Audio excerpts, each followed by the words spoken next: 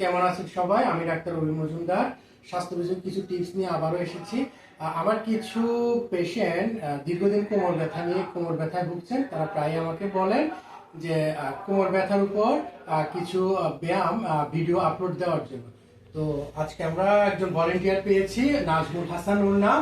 সে আমাদেরকে এই কাজে সহযোগিতা করবে। আচ্ছা ঠিক আছে, প্রথমে 1 নম্বর ব্যায়াম শুরু করছি। চিতে শুয়ে পড়তে হবে। আচ্ছা, বাম পা উঠিয়ে 10 সেকেন্ড ধরে রাখতে হবে। হ্যাঁ, এবার আমরা ডান পা উঠিয়ে 10 সেকেন্ড ধরে রাখতে হবে। আচ্ছা ঠিক আছে, সোজা হও। হ্যাঁ, এবার 2 নাম্বার ব্যায়াম, 2 পা ধরে বুকের কাছে নিতে হবে। হ্যাঁ, 10 সেকেন্ড ধরে রাখতে হবে।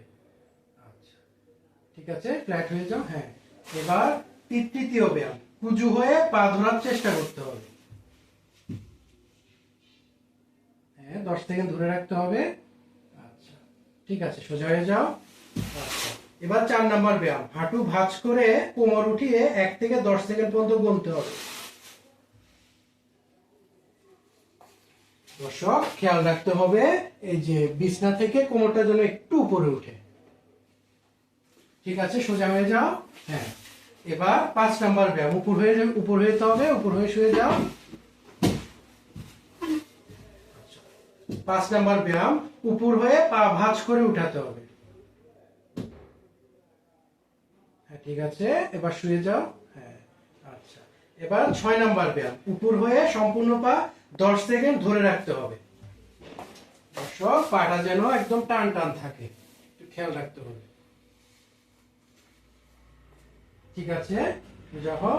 হ্যাঁ, এবার 7 নাম্বার ব্যায়াম, কাঁধ উঠিয়ে 1 থেকে 10 সেকেন্ড পর্যন্ত ধরে রাখতে হবে।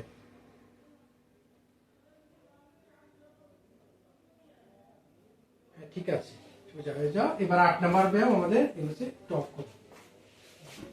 হ্যাঁ, এবার 8 নাম্বার ব্যায়াম, চেয়ার ধরে মেরুদণ্ড সোজা রেখে উঠবস করতে হবে।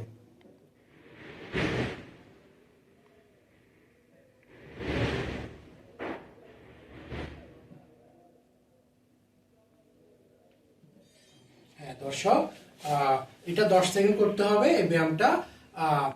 প্রতিদিন যদি সকাল, দুপুর বা সন্ধ্যা 3 বার বা 2 থেকে 3 বার যদি এই নিয়মটা অনুশীলন করা হয়, আশা করি আপনারা উপকৃত হবেন। ধন্যবাদ।